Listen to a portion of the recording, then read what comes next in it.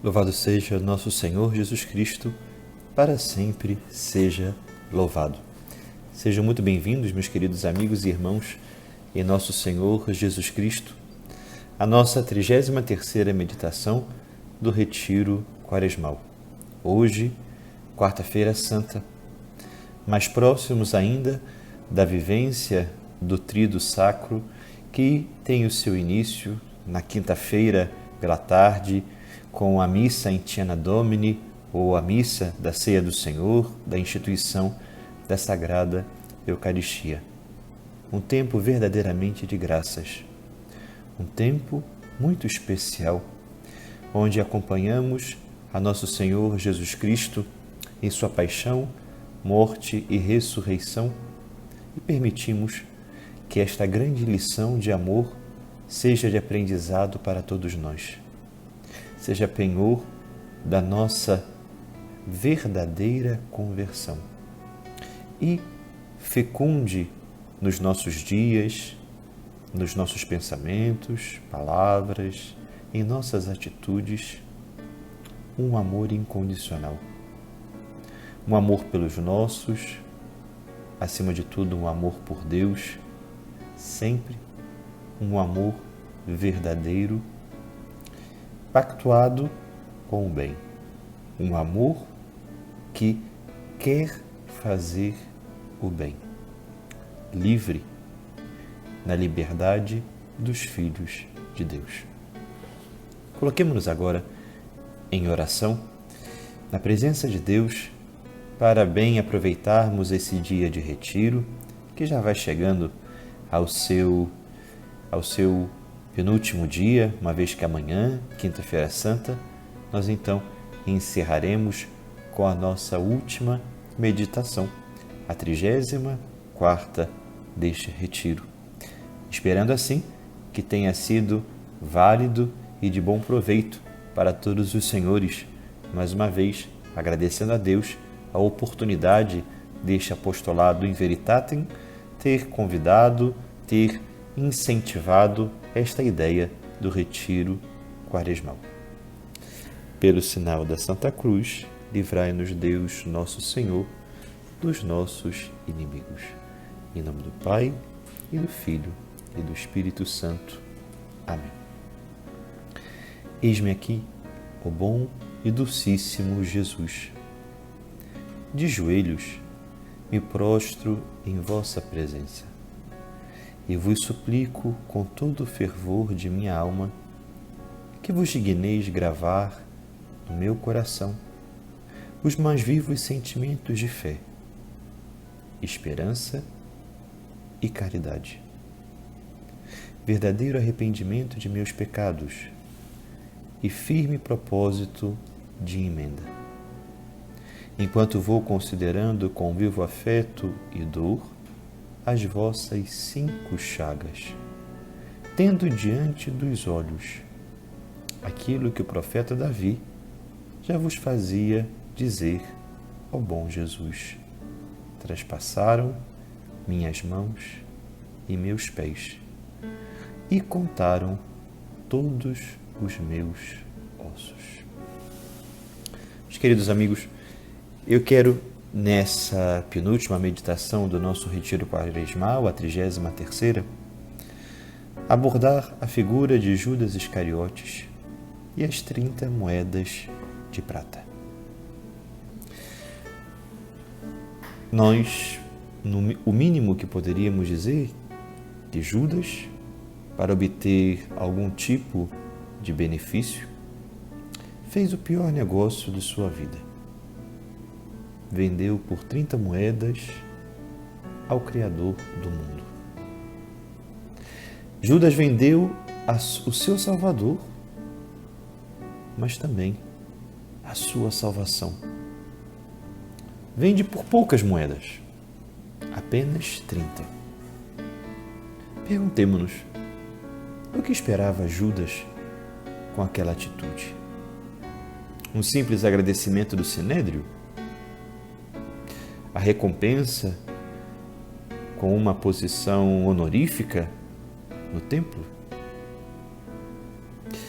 Aquela traição teve a chaga mais dolorosa, que foi a que menos apareceu, que foi a chaga da traição por um beijo. O Senhor, como um cordeiro inocente, não nega o beijo a Judas. O beijo, sinônimo de intimidade, expressão de confiança, foi o último ato daquela trama, daquela sucessiva traição que já vinha sendo forjada no coração de Judas Iscariotes através de pequenos atos de infidelidade. Coloquemo-nos na cena. Ao olhar a Judas, depois do beijo, Cristo, nosso Senhor, assim também quando o traímos, disse a Judas: inclusive agora, eu também lhe amo. Os olhos de Jesus e de Judas se cruzaram. Nosso Senhor não disse nada, não nega o beijo de intimidade e de confiança que ele tinha para com Judas, mas que Judas há muito já não tinha para com ele. O Senhor não diz nada, mas seu olhar foi o sermão mais belo de nosso Senhor Jesus Cristo como exemplo de misericórdia e de perdão também para nós em todas as vezes que negamos, que traímos, que o beijamos, gerando dor por intermédio dos nossos pecados. Um sermão silencioso. O que passaria na mente de Judas? Jesus o ama, não fala. Entrega por aquelas 30 pequenas moedas numa bolsinha, o que era mais ou menos equivalente a 30 dias de trabalho no campo. Vendo esse mal em Judas, todos devemos repetir em nossa vida o quanto nós devemos evitar o mal ao máximo. Porque muitas das vezes nós também entramos na mentalidade de Judas com as nossas pequenas traições. Esse depois, esse estou cansado, esse não tenho forças, esse quero mudar o que Deus me deu, este desejo aquilo que não me compete. Quantas vezes vendemos por tão poucas moedas, pequenas moedas numa bolsinha, quantas vezes vendemos o amor de Deus por nós? Vendemos o importante por um prazer mínimo. Negamos a Deus por aquilo que passa. A história de Judas com Cristo, a sua traição, as 30 moedas, devem nos levar também a meditar nessa quarta-feira santa que sempre somos capazes do pior.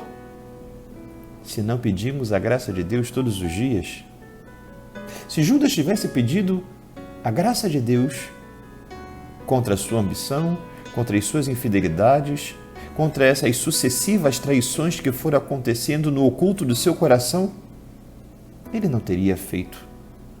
Porque uma coisa significa pecar por abandono a Cristo, outra significa pecar por debilidade, mas mesmo assim rogando a graça, a misericórdia e a conversão. Queridos, quanto mais dedicamos fervor ao Senhor, quanto mais devoção, se nos abandonamos ao extremo, não afundaremos. Nós, cada vez mais, até mesmo diante de possíveis quedas, nos sentiremos atraídos e permitiremos que a atração do amor de Deus por nós nos levante e conduza sempre avante. Parece que a figura de Judas já aparece lá no momento em que Jacó abençoou aos seus 12 filhos, então os 12 descendentes, os 12 patriarcas, que assim dão início às 12 tribos, e um deles Dan, Jacó viu como uma víbora. Realmente, a tribo de Dan, ao chegar à terra prometida, nós sabemos perfeitamente que é a primeira a cair na idolatria. E Deus permite que isso aconteça. Assim como permitiu aquela presença de Judas próximo do Senhor, de seu Filho muito amado, do nosso Salvador e Redentor. Deus sempre tem nos seus desígnios a presença, de certa forma, a permissão do mal e das tentações junto a nós, para que nos santifiquemos. Mas isso não significa que Deus não aniquila todas as forças malignas. Isso não significa que Deus não nos faça vencer com o auxílio e ajuda de sua graça. Não esqueçamos, o mal pode estar perto de nós. Deus pode permitir até que se aproxime, esteja em nosso meio, mas os planos de Deus são perfeitos. A nossa vida é vida de santificação. Queridos, quando nós meditamos a paixão de Cristo, a presença de Judas com o Senhor, o perdão do Senhor a Judas, silencioso sermão, porém o mais nobre e eloquente sermão, nós vislumbramos que tudo está pensado pelo plano de Deus. Quando amamos o que Deus permite, já o estamos adorando e amando do fundo de nosso coração e com toda a nossa força. É bem verdade que nós percebemos quantas vezes o mal se aproxima, o mal está no coração das pessoas, o quanto nós não queremos estar com elas, mas devemos rezar por esse tipo de pessoas, porque são as mais infelizes. É como a vida de uma serpente com veneno à sua boca, à procura de suas presas para que padeçam do seu próprio veneno. As pessoas que têm o mal no coração sempre estão procurando a quem atacar. Mas os filhos de Deus, os filhos da luz, sempre estão procurando a quem amar e fazer o bem. Nos diz o Santo Evangelho que seria melhor que Judas nunca tivesse nascido. Isso é muito diferente de que Judas nunca tivesse existido, porque o fato da conjugação do verbo nascer diz da sua existência espiritual, do viver à eternidade. Porque, no fundo, a traição de Judas mostra o quanto ele tinha sua alma deformada, perversa, o quanto ele via tudo a partir de sua maldade. Nós devemos fugir desse tipo de atitude também na nossa vida. Nós não podemos viver condenados na nossa própria história. Nós não podemos viver permitindo que o pecado nos tire a existência e que, no fundo, o fogo do desespero arda na nossa consciência.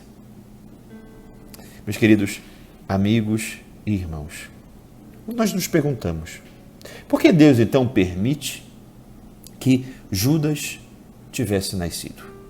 É realmente um mistério. Tudo isso poderia ter ocorrido de forma muito diferente.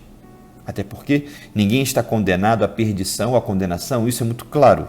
E, sobretudo, na Carta aos Romanos, nós temos uma leitura belíssima sobre essa teologia defendida por São Paulo e presente em toda a doutrina da Igreja Católica. Porém, gostaria de ressaltar que fomos escolhidos à glória de Deus.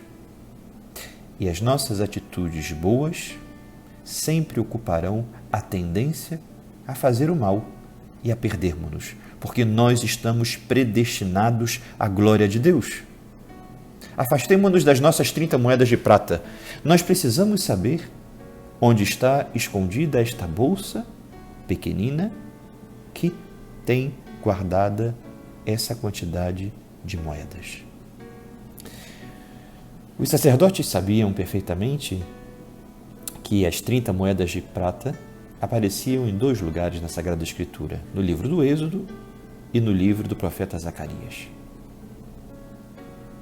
Mas antes de deter-me nas 30 moedas de prata, gostaria de chamar a atenção que Judas, ele chama a traição, a sua concretização pela noite. Justamente para afrontar o bem, a luz. Justamente para demonstrar o quanto sua alma estava envolta nas trevas. No livro do Êxodo, capítulo 21, versículo 32, diz: se um touro fere um escravo, o dono deve pagar 30 moedas ao dono do escravo. O livro do Êxodo já nos profetiza que era o preço da venda de um escravo. Colocam o preço. O Senhor fez-se escravo para nos libertar. O livro da profecia de Zacarias, capítulo 11, versículo 12, diz assim: refere-se dessa maneira a Deus. Já não podendo com o povo, pediu seu pagamento e deram 30 moedas de prata. Perante o pecado, a soberba, a maledicência do povo, assim, o homem de Deus necessita daquelas moedas para que pudesse receber o pagamento de toda a maldade e de toda a dificuldade que havia suportado. Meus queridos amigos e irmãos no Senhor, a princípio, aquela traição e as 30 moedas de prata pareciam realmente mostrar um pacto dissolvido. Parece nos ensinar ou querer nos incutir no coração que, por pouco, nós conseguimos atrapalhar os planos de Deus. Mas não. O fim da história nos ensina o contrário. As promessas se cumpriram. As 30 moedas se remetem à sacralidade, ao sacrifício desse véu que se rasga, dessa noite que cobriu o Calvário, dos mortos que saíram de suas tumbas e ressuscitaram e foram vistos pelos demais. Depois da crucifixão, meus amados irmãos, nós percebemos que o pouco pelo qual nosso Senhor foi vendido e traído por Judas não significou o fim e nem a derrota do muito que Deus nos ama e quer nos resgatar. Saibamos quais são as nossas 30 moedas. Tenhamos a capacidade de conter os Judas que podem viver em nosso coração. Tenhamos sempre a certeza de que o mal ronda, pode estar por perto, pode estar dentro de nós mesmos. Mas, se formos fiéis e se perseverarmos com o Senhor, nunca nos deixaremos levar pelas insídias da serpente, que sempre tem o veneno para destilar contra as suas presas. Mas o amor de Deus é o maior antídoto, é a couraça daqueles que amam e fazem o bem. Convido-vos nessa 33ª meditação da Quaresma, superabundar o mal no bem. Ou seja, vamos colocar a abundância de bem em toda e qualquer maldade ou maledicência. Superabundar. Fazer com que o bem vença, apareça, que o bem seja imitado e seguido, e o mal submerso, colocado aos pés de toda a obra do amor. Vamos rezar a nossa oração atribuída ao Papa Clemente XI. Meu Deus, eu creio em vós, mas fortificai a minha fé, espero em vós mas tornai mais confiante a minha esperança. Eu vos amo, mas afervorai o meu amor. Arrependo-me de ter pecado, mas aumentai o meu arrependimento. Eu vos adoro como primeiro princípio. Eu vos desejo como fim último. Eu vos louvo como benfeitor perpétuo. Eu vos invoco como benévolo defensor. Que vossa sabedoria me dirija, vossa justiça me contenha, vossa clemência me console, vosso poder me proteja. Meu Deus, eu vos ofereço meus pensamentos, para que só pense em vós, minhas palavras, para que só fale em vós, minhas ações, para que sejam do vosso agrado, meus sofrimentos, para que sejam por vosso amor. Quero o que quiserdes, porque o quereis, como o quereis e enquanto o quereis. Abençoe-vos Deus Todo-Poderoso, Pai e Filho e Espírito Santo. Amém.